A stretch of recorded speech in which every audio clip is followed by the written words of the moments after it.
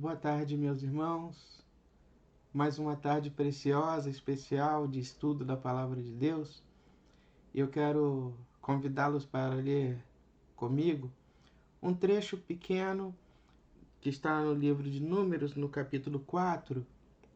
Nós vamos ler do versículo 29 até o versículo 33. Números, capítulo 4, os versículos 29 até o 33. Diz assim: Quanto aos filhos de Merari, segundo as suas famílias e segundo a casa de seus pais, os contarás. Da idade de 30 anos para cima, até os 50, contarás todo aquele que entrar neste serviço, para exercer algum encargo na tenda da congregação.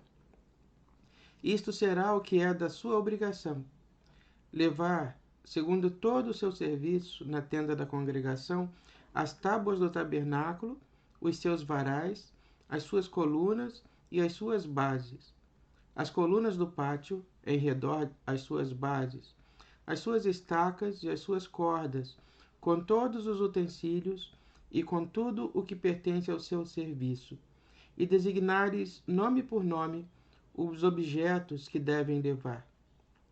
É este o encargo das famílias dos filhos de Merari, segundo todo o seu serviço na tenda da congregação, sob a direção de Itamar, filho de Arão, o sacerdote. Nós lemos apenas esse trecho, mas eu recomendo, quem desejar, que leia todo o capítulo 3 e 4. Todo o capítulo 3 e 4. Nós não lemos tudo aqui porque é, como na leitura da semana passada, um texto muito repetitivo, né? Informações muito repetitivas, acaba se tornando uma leitura um pouco cansativa e dificultando o nosso entendimento, né? Mas vamos falar aqui sobre de que trata esses capítulos 3 e 4. Como nós falamos, Deus, ele, na condução do seu povo pelo deserto, ele montava, chegando num determinado lugar, montava ali o arraial, né? Ou seja, todas as famílias montavam as suas tendas e alguns homens eram responsáveis por montar as tendas da presença de Deus, do templo, né? Do santuário, do lugar de adoração. Então, nesta contagem, Deus determina a Moisés e Arão que façam a contagem do povo, separando-os por famílias, né? E dentro das famílias da tribo de Levi, né? Aí, lembrando lá, a gente tem as 12 tribos de Israel, deixa 11 de lado, pega só a tribo de Levi. Dentro da tribo de Levi, Deus separou essa tribo por famílias. Então, cada família da tribo de Levi ficou encarregada de executar uma tarefa nessa missão da montagem e desmontagem da tenda do santuário. Então, Deus mandou que o povo caminhe mais um pouco. Então, desmonta a tenda do santuário, do templo, né? E carrega, transporta até o lugar onde o povo vai acampar novamente. Aí chegando lá, vai montar tudo novamente. Então, como é que isso acontece? Alguém é responsável por montar, alguém é responsável por carregar e outro alguém é responsável por montar lá no outro endereço. Também haviam aqueles profissionais artífices, né? Aqueles artesãos que tinham a responsabilidade de preparar esses objetos, tecer os tecidos, de fazer tudo isso. O que importa para nós entender em tudo isso aqui? Deus separa o povo por famílias. E a cada família, Deus dá uma tarefa. Ou seja, tarefas diferentes para pessoas iguais, porém com tarefas diferentes e todas tarefas importantes na obra do Senhor. Ou seja, meus irmãos, o fato de nós executarmos tarefas diferentes não nos fazem melhores e nem piores do que o outro. E também não nos faz diferentes. Nós somos pessoas iguais que executam tarefas diferentes. Nós temos a mesma raiz, como todas essas famílias aqui, né, de Coate, de Gerson, de Merari, e todos esses aqui eram famílias que tinham a mesma raiz, porém executando tarefas diferentes, né? Cada um executando a sua tarefa, né? Essa era a responsabilidade dada a cada um. Então, um tinha a tarefa de desmontar a tenda, o outro a tarefa de transportar determinados objetos da tenda, o outro, em chegando lá, a tarefa de montar a tenda novamente. Algumas dessas famílias, né? Ou melhor, uma família em particular, a família de Coate, que eram chamados de coatitas, estes eram artesãos. E eles tinham a responsabilidade de confeccionar os utensílios sagrados do templo. Né? Eles tinham essa responsabilidade de confeccionar os utensílios sagrados do templo. Então, ali, naquele momento, eles têm o que nessa responsabilidade? A tarefa deles é, como eu disse, confeccionar os utensílios sagrados, que enquanto estão sendo manuseados por eles ali enquanto artesãos, são apenas objetos. Agora, vai chegar um momento em que esses objetos serão dedicados, consagrados ao serviço do Senhor. E no momento em que eles se tornam consagrados ao serviço do Senhor, eles tornam-se objetos especiais, né? Um material especial, sagrado, consagrado ao Senhor. Tornam-se materiais santos, materiais consagrados ao Senhor. Então, a partir desse momento, eles já não podem mais ser tocados por qualquer um. Nós vamos ver lá em 2 Samuel que alguns filhos de Coate, numa dessas de transportar, de mudar-se de um lugar para o outro, né? Isso está registrado lá em 2 Samuel. Nesse transporte dos utensílios sagrados do templo, entre eles a Arca do Acordo, que seguia sobre uma carroça, né? E naquela carroça ali, a arca foi colocada e era transportada por aqueles homens designados para essa tarefa, né? Designados para essa tarefa que Deus determinou. E os filhos de Coate seguiam ali a sua caminhada em redor. O texto da palavra diz que num determinado momento a roda da carroça passou por cima de uma pedra. E tendo passado por cima de uma pedra, a carroça saltou. E tendo saltado, os coatitas, aqueles mesmos que lá atrás haviam confeccionado todo esse material, eles tiveram receio de que a arca pudesse cair no chão. Então o que eles fizeram? Foram correndo lá para segurar a arca para que ela não caísse. E o que aconteceu? Eles morreram. Eles morreram. Né? Porque aquela arca que eles confeccionaram, enquanto artesãos, ela agora já não é mais um objeto comum. Ela já não é mais um objeto qualquer. Ela não é apenas o resultado do trabalho, né, de um artesão. Ela agora é um utensílio consagrado ao Senhor. Porque o que está contido dentro daquela arca? As tábuas de Moisés, o cajado de Arão, e aquela é a arca da aliança. Deus sai do meio da sua aliança e fala com o seu povo através daquela arca. Então ela não é simplesmente um utensílio sagrado, ela não é apenas... Ela deixou de ser um objeto confeccionado pelas mãos habilidosas dos coatitas, né? Ela agora foi consagrada ao Senhor. É um objeto, é um utensílio consagrado ao Senhor. Uma outra situação, uma outra experiência. Nós conhecemos lá, no livro de Daniel, a história do rei Belsazar. O que fez Belsazar?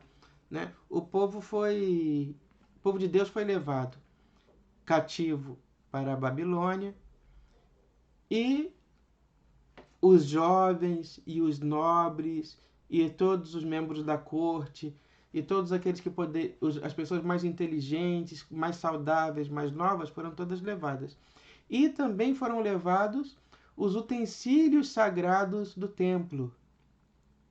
Né? Todo aquele mobiliário sagrado dos rituais, né, das celebrações de Israel, foram levados também lá para a Babilônia. E o que aconteceu? Belsazar resolveu dar uma festa. E quando Belsazar resolveu dar essa festa, ele mandou que fossem buscar os utensílios sagrados do Templo de Jerusalém do Templo de Jerusalém, sim, né? Aqueles utensílios que foram consagrados ao Senhor, porque talvez dada a sua beleza, né? E usar aqueles utensílios sagrados na sua festa profana, né? Naquela festa que ele estava oferecendo ali no palácio para os seus amigos, usar os utensílios, aquilo que era sagrado do Senhor. E ali, o que se viu? A mão de Deus escrevendo na parede. E a mão de Deus que escrevia na parede, escrevia uma palavra de condenação ao rei Belsazar, né? Rei da Babilônia. Porque ele havia lançado mão dos utensílios sagrados do templo da casa de Deus, né? Então, o que a mão escreve lá e que nenhum babilônio pôde interpretar, senão Daniel. E Daniel, então, faz a interpretação do texto e lê-se: pesado foste na balança e foste achado em falta. Uma palavra de condenação àquele que usou os utensílios sagrados da casa do Senhor. De maneira, meus irmãos, que todo o utensílio, todo o material de serviço religioso, de serviço do templo, são materiais consagrados ao Senhor. São utensílios sagrados que servem ao culto ao Senhor e que não pode ser usado de maneira indevida, né? Agora, o Deus que santifica os objetos, que santifica as coisas, santifica ainda mais as pessoas. O Deus que consagra utensílios, consagra ainda mais as pessoas, né? Então, nós, pela presença de Deus na vida do servo de Deus, a presença de Deus na nossa vida faz da nossa vida uma vida consagrada.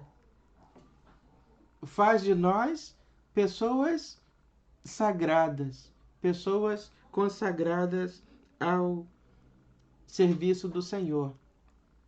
E assim, e da mesma forma que não se deve fazer mau uso dos utensílios consagrados, dos utensílios sagrados do Senhor, nós devemos ter muito cuidado também com as pessoas que são consagradas ao serviço do Senhor, né? Com aqueles que são consagrados ao serviço do Senhor.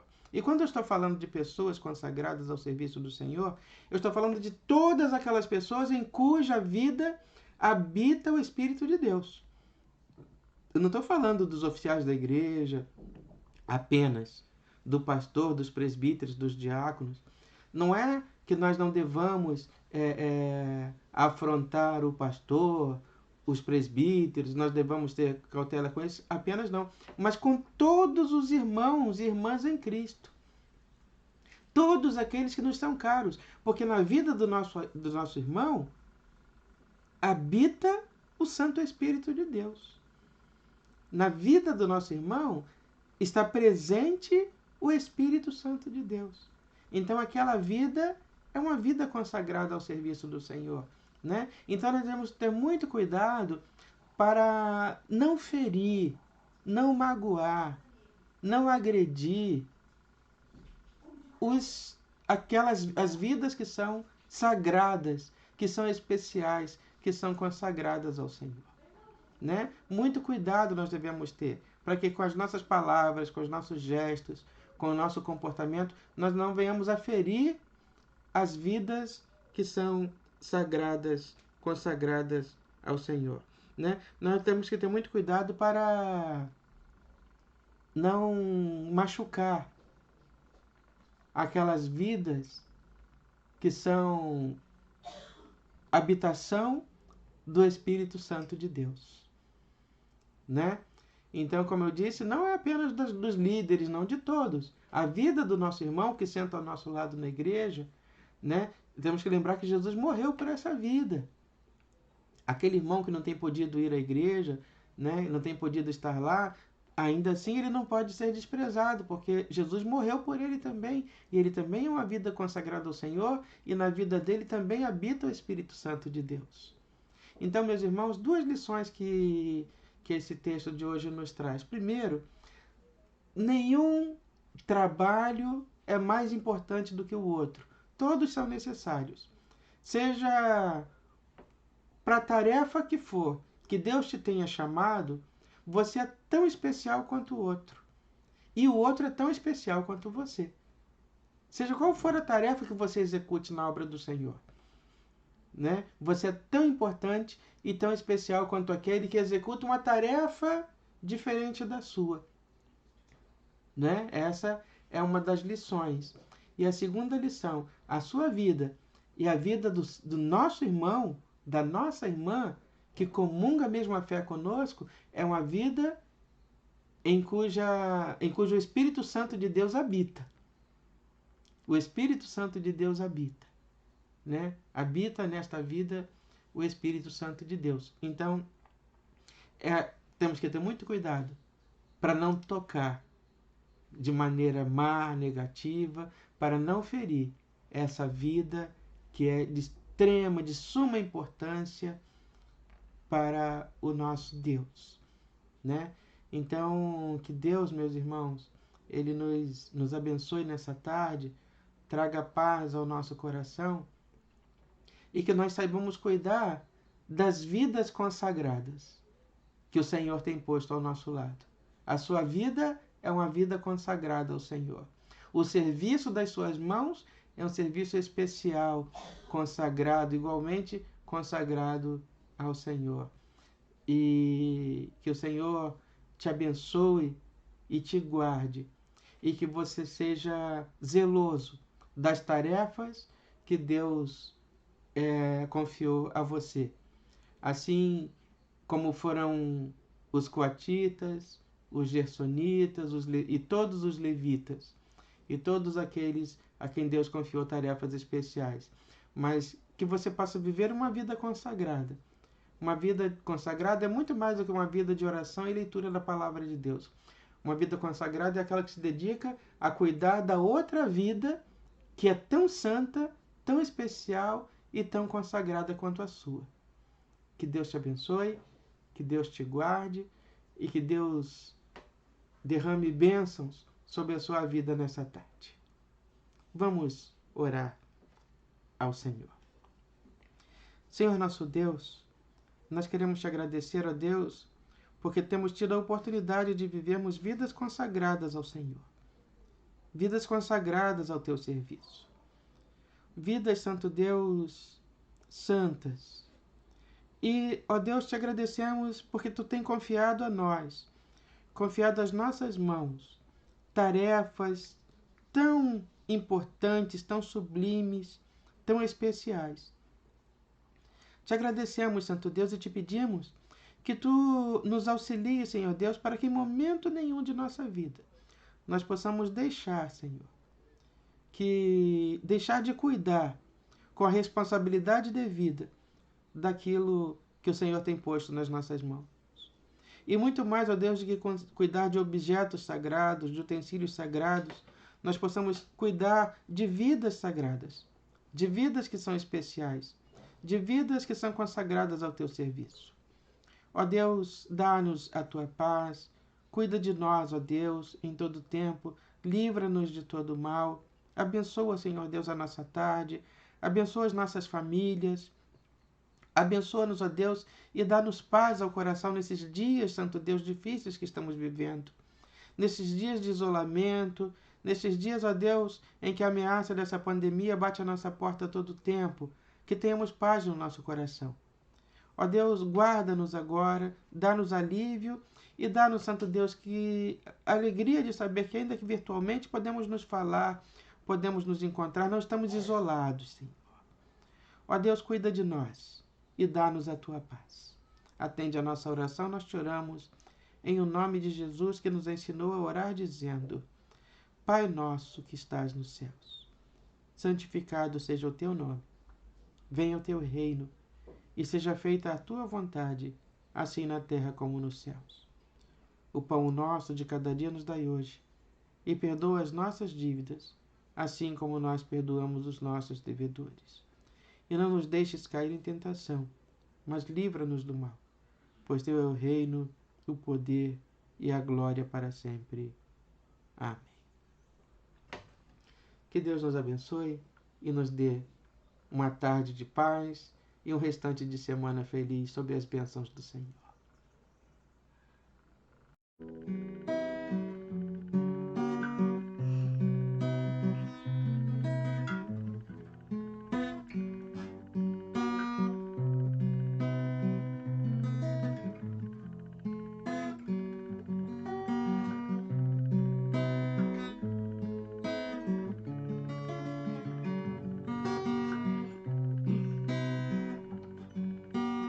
Deus está aqui, aleluia, tão certo como o ar que eu respiro, tão certo como a manhã que se levanta, tão certo como eu te falo e podes me ouvir. Deus está tão certo como o ar que eu respiro, tão certo como a manhã que se levanta, tão certo como eu te falo e podes me ouvir. Deus está em ti, aleluia, tão certo como o ar que eu respiro, tão certo como a manhã que se levanta, tão certo como eu te falo e podes me ouvir. Deus está em nós, aleluia, tão certo como o ar que eu respiro, tão certo como a manhã que se levanta, tão certo como eu te falo e podes me ouvir, tão certo como eu te falo e podes me ouvir, tão certo como eu te falo.